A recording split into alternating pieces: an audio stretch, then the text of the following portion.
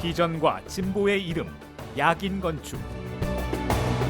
1994년 이후 전국의 수많은 교회를 설계, 감리해온 야긴 건축. 교회 건축을 위해 쌓아온 25년여의 노하우와 설계 철학으로 최고의 명작을 탄생시킬 것입니다. 설계에서 완공까지 교회 건축의 믿음직한 동역자가 되겠습니다.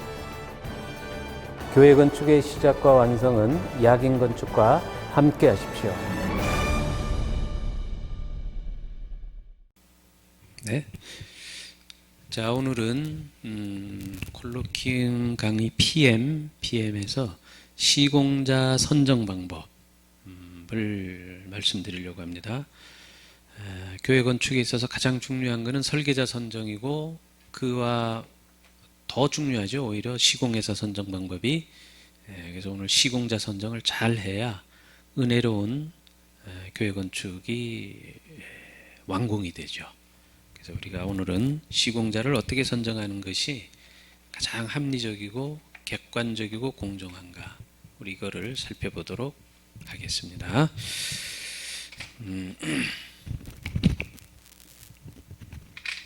우리가 시공자 선정을 하려면 이제 견적을 받는다 그랬어요. 저번 주에 우리가 입찰 방법을 얘기하면서, 그래서 꼭 이 입찰 방법에서 이제 한 세 가지가 하나 빠졌는데 그거를 같이 이어서 하겠습니다.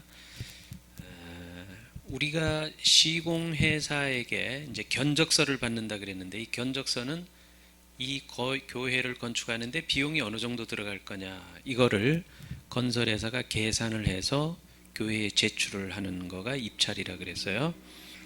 근데 이제 그 견적을 받는 방법이 크게 한 세 가지 정도가 됩니다.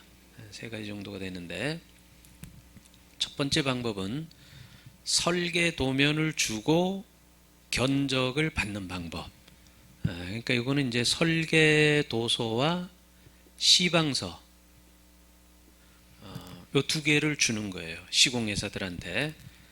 여기는 물론 이제 허가 조건과 같은 이제 서류도 줘야 됩니다.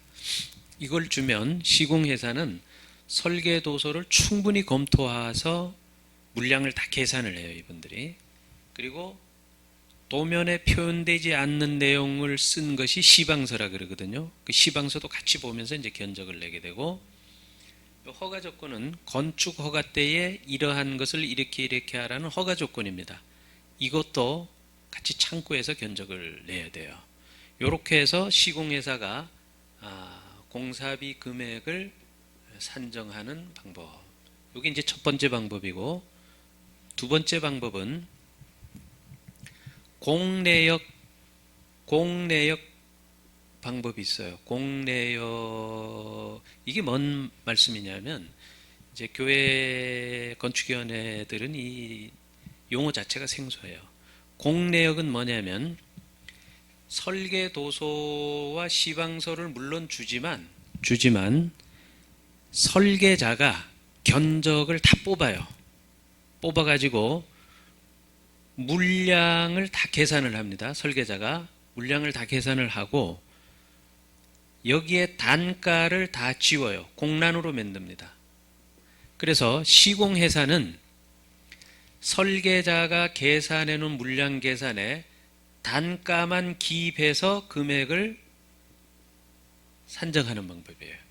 자, 그럼 이 방법으로 하면 시간을 좀 단축하겠죠. 왜냐하면 설계자가 물량을 다 계산을 해놨기 때문에. 시공회사는 단가라는 거는 우리가 돌공사다 그러면 돌이 제곱미터당 인건비와 노무비가 얼마 들어간다라는 거를 그것만 여기 써가지고 나중에 다 누계를 계산하면 총 공사비가 얼마다, 이렇게 계산하는 견적을 받는 그런 방법이에요. 그러나 이 방법으로 금액을 산정하더라도 중요한 거는 설계도서와 시방서는 반드시 충분히 검토하고 뽑아야 된다라는 것이 주지가 돼야 됩니다. 이 내용이 설계도서와 시방서를 충분히 참고해서 견적을 낼 것, 이 조건이 붙어야 돼요. 왜냐하면 이 물량 계산이 설계자가 계산하는 물량 계산에 누락되는 부분이 있어요. 반드시. 위의 방법으로 하더라도 시공회사가 누락되는 부분이 있어요. 그건 이제 보정값이나 할증률로 우리가 이렇게 상계를 시키는데, 그렇기 때문에 건설회사는 이 단가만 써내는 것에 국한돼서는 안 됩니다. 이 방법을 통해서 할지라도 설계도서와 시방서를 다 읽어보고 해야 돼요. 자, 근데 이제 문제점이 뭐냐면 우리 교회 공사에서는 이 두 번째 방법은 쓰는 거가 좋지는 않아요. 공내역으로 해서 물량 계산을 다 해놓은 거에 단가를 기입해서 내는 금액을 산정하는 방법이 별로 바람직하지는 않다. 왜 그런 거 하니? 이 공내역 방법으로 금액을 산정할 때의 문제가 뭐냐면 위의 방법보다 설계도서나 시방서를 충분히 검토를 못해요. 시공회사들이. 왜냐하면 이 물량의 이 단가에 집중하기 때문에 도면을 충분히 검토를 못합니다. 그래서 이 방법으로 시공회사가 선정이 됐을 때 나중에 시공을 하는 과정에서 누락되어지는 부분에 대한 교회의 지급 방법이 마찰이 생겨요. 마찰이. 왜냐하면 시공회사는 여기 주어진 단가에다가만 금액을 기입하기 때문에 누락된 거는 반드시 빠지게 되잖아요. 그렇게 되면 교회가 그 누락되어진 거를 보존을 또 해줘야 됩니다. 근데 사실 교회는 시공 방법에 있어서 일반 관급 공사, 정부 공사나 조달청 공사처럼 누락되어지는 부분을 이렇게 그 하나씩 지급을 할 수가 없어요. 교회 특성상. 그렇기 때문에 위의 방법으로 하는 것이 바람직합니다. 설계도서와 시방서를 주고 시공사가 충분히 도서를 검토해서 금액을 산정하는 방법이 가장 합리적이에요. 자, 이런 방법은 또 왜 장점이 있냐면 시공을 하면서 건설회사가 도면에 대해서 충분히 검토했기 때문에 시공 과정에서 일어나는 시행착오를 많이 줄일 수가 있어요. 도면을 충분히 검토했기 때문에.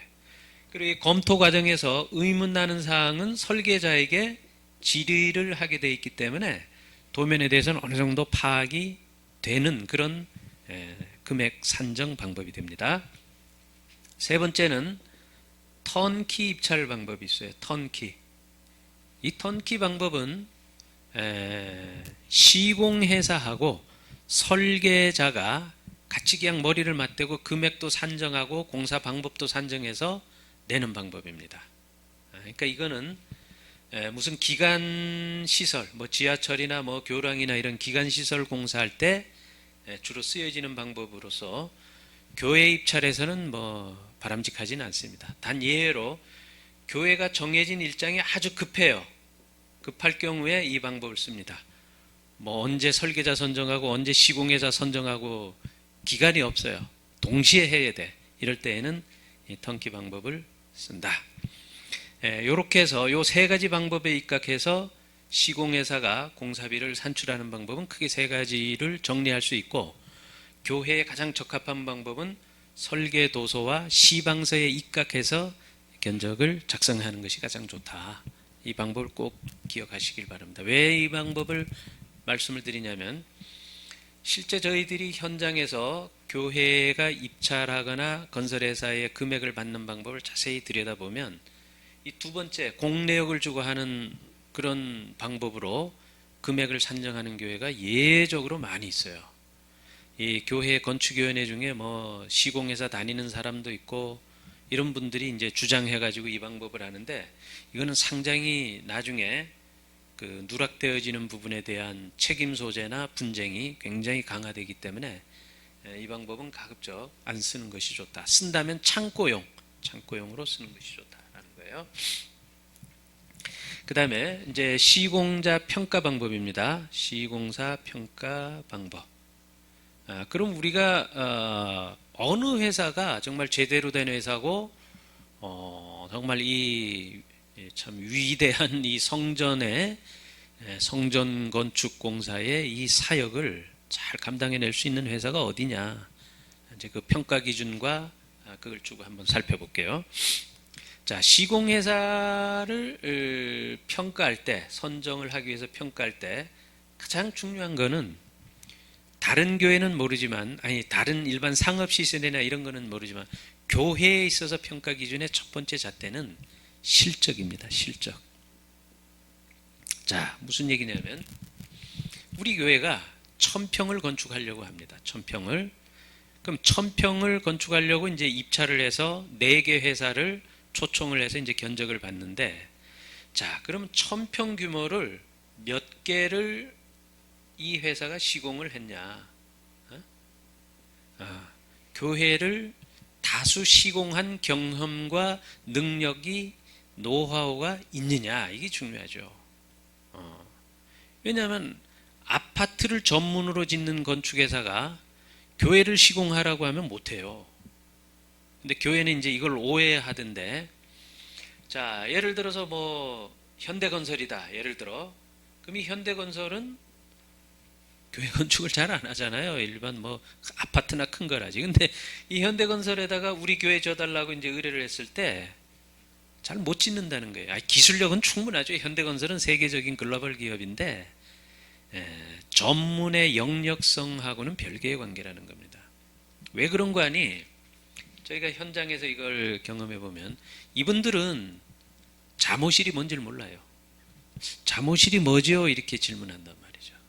그러니까 이제 이 교회의 특성과 특징을 정확하게 파악을 못해요. 그러다 보니까 좀 어려움이 많고요. 그래서 1000평 교회를 많이 시공한 경험이 있는 회사를 위주로 입찰이 이루어져야 되고, 그 중에서 평가할 때, 자, 1000평 교회를 우리는 한 20개 이상을 건축을 했습니다. 지금까지. 근데 어떤 교회는 우리는 한 2개 정도 시공을 했습니다. 그럼 어느 회사가 잘할 것 같아요? 30개 한 회사가 잘하죠. 만약에 내가 어떤 분이 예를 들어 중한 병이 걸렸어요. 그럼 이제 수술을 하거나 뭐 이렇게 해야 되는데, 수술 경험이 많은 의사에게 자기 몸을 맡기잖아요. 똑같습니다. 경험이 얼마나 풍부하느냐. 경험이 풍부하다라는 것은 리스크를 관리할 수 있는 능력이 탁월하다, 이거와 동의어예요. 그래서 교회 실적이 어느 정도 있느냐. 그래서 이 실적이 있는 대표 교회를 건축위원들이 답사를 해서 그 해당 교회의 담임 목사님이나 건축위원들하고 상담을 하는 것이 좋아요. 이 회사에 대해서 평가를 어떻게 하고, 성실도는 어떠며, 기술력은 어떠며, 재무구조는 어떠냐. 오히려 보면 이게 가장 정확한 파악이에요. 그 회사에 대해서.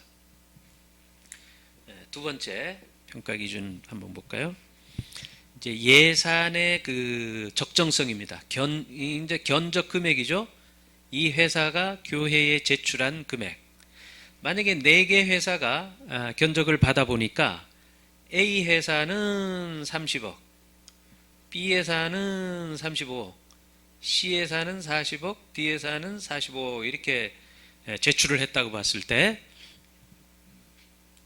자, 어느 회사가 가장 적합하게 뽑았느냐 이렇게 봤을 때, 우리가 일반적인 상식으로 봤을 때는 최저가로 낸 회사와 최고가로 낸 회사는 평균치가 아니죠. 그러니까 이 회사는 사실 뭔가 모르게 뭐 누락된 것이 있거나 아니면 과계산됐거나 이런 부분이 있다고 보는 거죠. 그래서 평균 쪽에 있는 회사가 그나마 그래도 중간에 근사치에 있다라고 판단을 하는 겁니다. 자, 그러나 이 금액이 우리 교회가 가지고 있는 계획 예산, 우리 교회는 약 한 38억 정도를 가지고 있다. 우리 교회가 가지고 있는 계획과 어느 정도 매치되는 금액이 들어왔느냐. 이 예산의 견적 금액의 적정성, 우리 교회 예산 범위와 어느 정도 일치하는지, 이게 이제 두 번째 판단 기준이 되겠죠. 어떤 의미에서 보면은 뭐 1번, 2번이 가장 중요하지 않나 이렇게 보여져요. 세 번째는 재무 상태와 회사의 건전성입니다. 재무 상태, 그 다음에 회사의 건전성. 자, 아무리 큰 회사라 하더라도 부채 비율이 높으면 어떻다는 거예요? 회사의 유동성이 위기가 올 수 있다 이렇게 판단하는 거죠. 그래서 이 부채 비율은 그 다음에 이 회사 평가 기준에 이분들이 내는 재료에 나와 있어요. 뭐 100%, 200%. 그 교회가 예산이 자기 자본이 100억이다.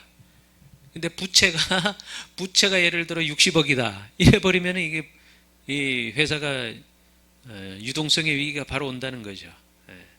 그래서 재무 상태, 회사의 건전성이 어떠냐. 이건 재무제표나 그 회사의 평가 기준 이런 것들을 통해서 검증을 할 수가 있어요.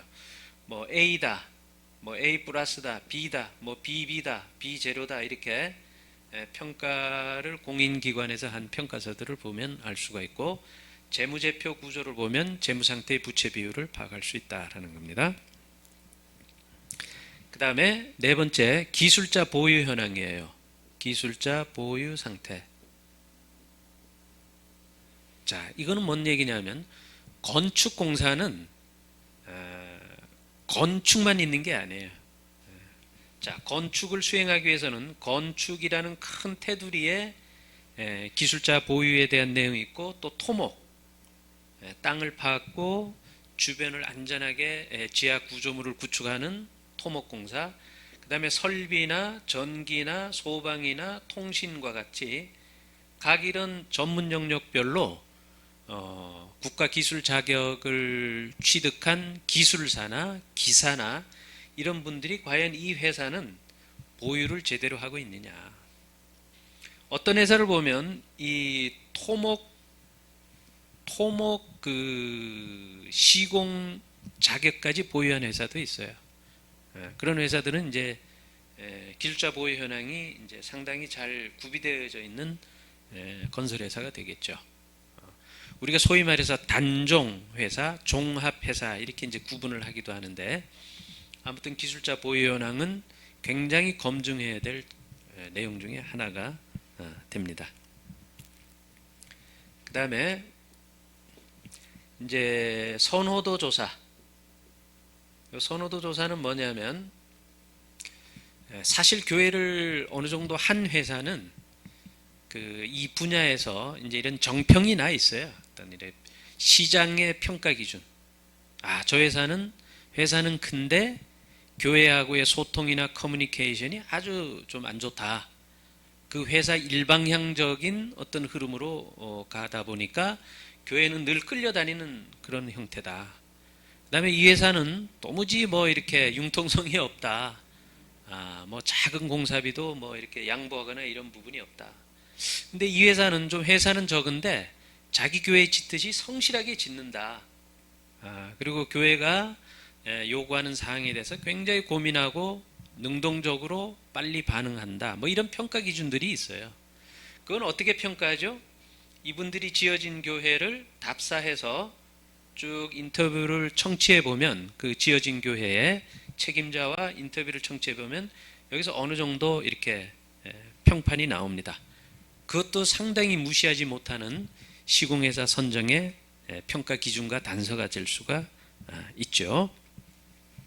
그 다음에 여섯 번째, 우리가 입찰 때 얘기했지만 여기서도 이제 좀 하나 참고할 만한 재료는 민원 처리 방법에 대한 시공회사의 대응입니다. 이건 입찰 때 서류를 받죠. 우리가 받습니다. 뭘 받아요?